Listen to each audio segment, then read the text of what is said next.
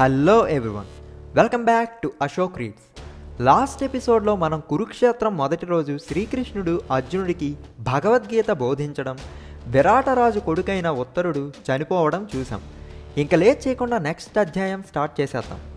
అధ్యాయం 26, కురుక్షేత్రం పార్ట్ 2. భీష్ముడికి పాండవ సైన్యం మొత్తాన్ని 3 రోజుల్లో అంతం చేయగల సామర్థ్యం ఉన్నా అసలు పాండవుల మీద దాడి చేయట్లేదని దుర్యోధనుడు భీష్ముడిని నిందిస్తాడు. అది విని భీష్ముడికి కోపం వచ్చి పాండవ సైన్యం మొత్తాన్ని ధ్వంసం చేస్తానని దుర్యోధనుడి దగ్గర ప్రతిజ్ఞ చేస్తాడు.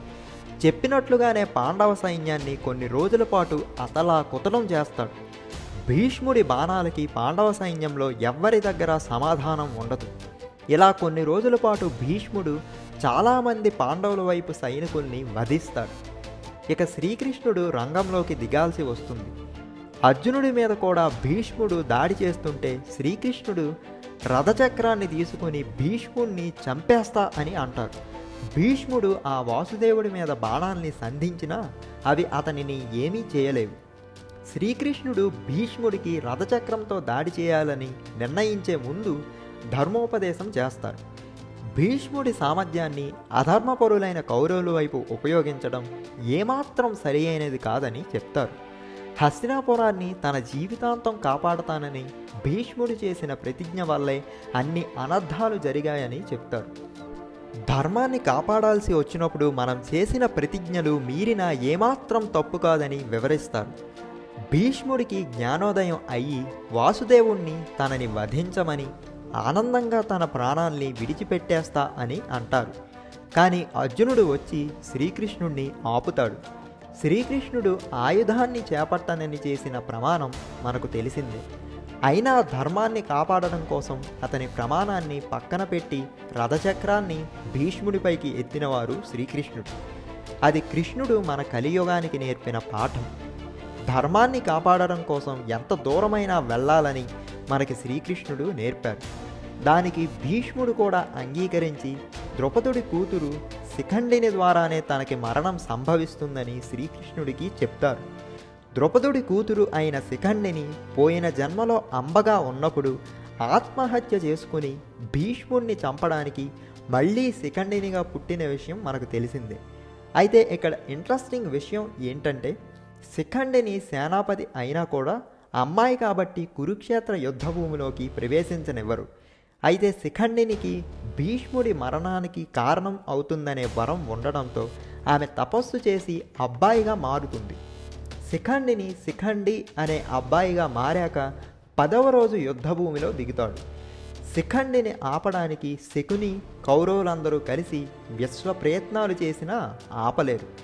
శిఖండి భీష్ముడి దగ్గరికి వెళ్ళగానే భీష్ముడు తన ఆయుధాలను విడిచిపెట్టి సరెండర్ అయిపోతాడు. అర్జునుడు భీష్ముడి మీద తన బాణాలతో దాడి చేసి అంపశయ్యపై పడుకోబెడతాడు. భీష్ముడు అంపశయ్య మీద ఉత్తరాయణం అనే ముహూర్తం దాకా ఉండి ప్రాణాలని విడిచిపెడతాడు. ఉత్తరాయణం అంటే మన తెలుగు వాళ్ళకి సంక్రాంతి సమయం అన్నమాట. ఆ సమయంలో ఆత్మ శరీరాన్ని వదిలితే ఖచ్చితంగా స్వర్గం ప్రాప్తిస్తుంది అని ఒక నమ్మకం. భీష్ముడు చనిపోయాక ఇక భీముడు కౌరవుల్ని చంపడం మొదలు పెడతాడు.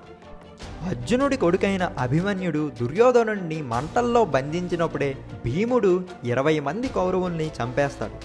దుర్యోధనుడి కళ్ళ ముందే అతని 20 మంది తమ్ముళ్ళు చనిపోవడంతో అభిమన్యుడిని ఎలా అయినా చంపాలని కుతంత్రం పన్నుతాడు.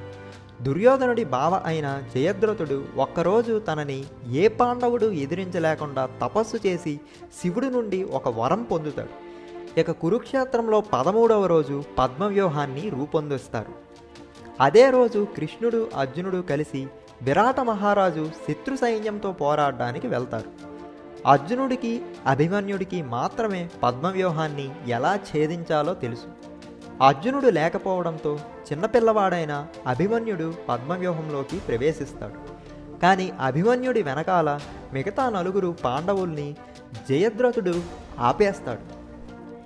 అభిమన్యుణ్ణి కర్ణుడు, దుర్యోధనుడు, ద్రోణాచార్యుడు, శకుని వీళ్ళంతా కలిసి సూర్యాస్తమయం అయ్యే వరకు చిత్రవధ చేసి చంపుతాడు.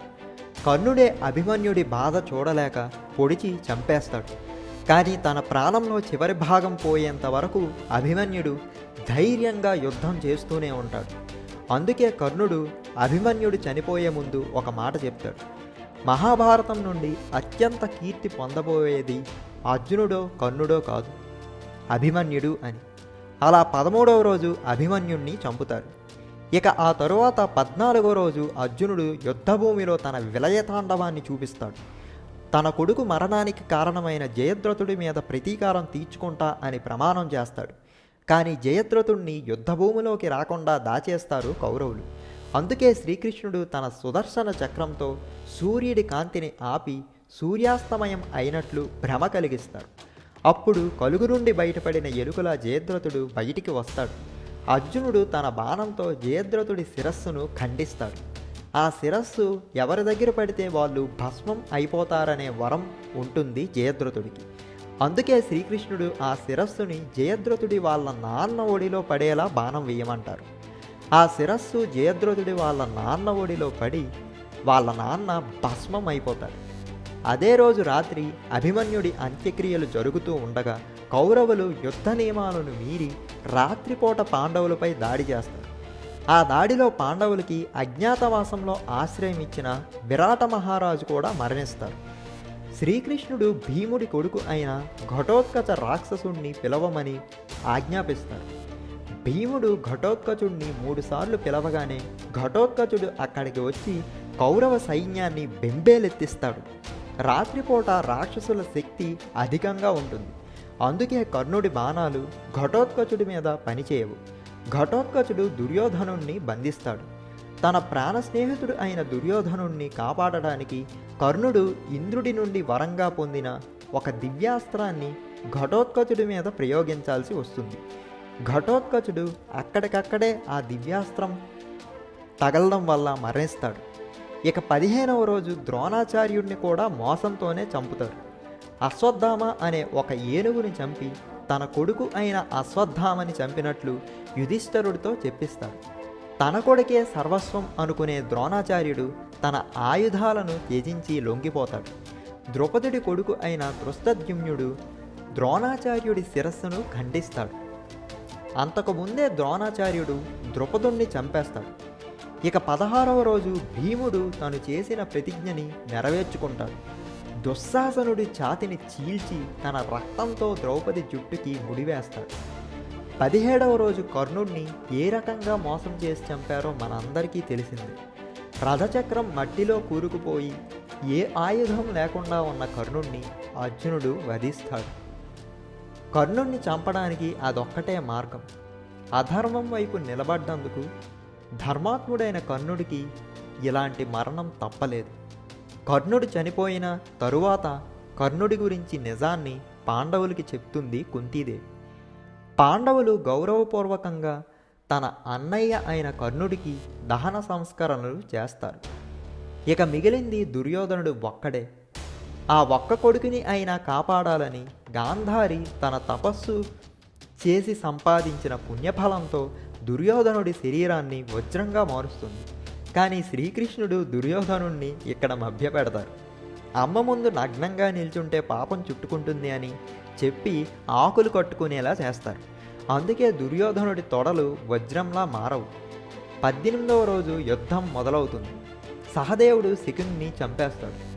దుర్యోధనుడికి భీముడికి మధ్య భీకర యుద్ధం జరుగుతుంది. దుర్యోధనుడు వజ్రకాయుడు కావడంతో ఎంత కొట్టినా అతనికి ఏమీ కాదు. చివరిగా ద్రౌపది వల్ల తొడల గురించిన రహస్యం భీముడికి తెలుస్తుంది. దుర్యోధనుడిని తొడల మీద కొట్టి చావుకి దగ్గర చేస్తాడు భీముడు. చావుకి దగ్గరగా ఉన్న దుర్యోధనుడి దగ్గరికి అశ్వత్థామ వెళ్తాడు. దుర్యోధనుడు పాండవుల రక్తం చూశాకే చస్తా అంటాడు. అశ్వత్థామ యుద్ధం ముగిసిన తరువాత కూడా ఆ రోజు రాత్రి వెళ్ళి చీకట్లో పాండవులు అనుకొని పాండవులకి ద్రౌపదికి పుట్టిన 5గురు కొడుకుల్ని చంపేస్తాడు. ఆ విధంగా మహాభారతంలో అందరికన్నా పాపాత్ముడు అశ్వత్థామ అవుతాడు. అశ్వత్థామ అభిమన్యుడికి ఉత్తరకి పుట్టబోయే కొడుకు మీద కూడా తన బ్రహ్మాస్త్రాన్ని ప్రయోగిస్తాడు. ఆ పాపాలకి శిక్షగానే శ్రీకృష్ణుడు అశ్వత్థామకి చావు లేకుండా సృష్టి ఉన్నంతకాలం జీవోత్సవంలా బ్రతకమని శపిస్తారు. ఆ రకంగా కౌరవుల మీద పాండవులు 18 రోజుల భీకరమైన యుద్ధం తరువాత విజయం సాధిస్తారు. ఆ యుద్ధం జరగడానికి శ్రీకృష్ణుడే కారణం అని, యాదవ వంశం మొత్తం నాశనమైపోవాలని గాంధారి శపిస్తుంది. భగవంతుడు అయిన శ్రీకృష్ణుడికి ఆ శాపాన్ని జరగకుండా ఆపే శక్తి ఉంది. ఆ శాపాన్ని ఆనందంగా స్వీకరిస్తాడు. హస్తినాపురానికి రాజుగా యుధిష్ఠరుడికి పట్టాభిషేకం జరుగుతుంది. మనం మొదలుపెట్టిన ఈ great epic Mahabharatam audio web series ఇంతటితో సమాప్తం. ఈ మహాభారతం మొత్తాన్ని నేను చెప్పగలిగినందుకు నా జీవితం ధన్యం అయింది అని నేను భావిస్తున్నాను. జై Shri Krishna. Thank you so much for the constant support. మీకు ఈ ఆడియో వెబ్ సిరీస్ నచ్చినట్లయితే మీ ఫ్రెండ్స్ అండ్ ఫ్యామిలీతో షేర్ చేసుకోండి. మరిన్ని గ్రేట్ స్టోరీస్ కోసం అశోక్ రీడ్స్కి సబ్స్క్రైబ్ చేసుకొని కింద ఉన్న బెల్ ఐకాన్ని టంగ్ అని కొట్టేయండి.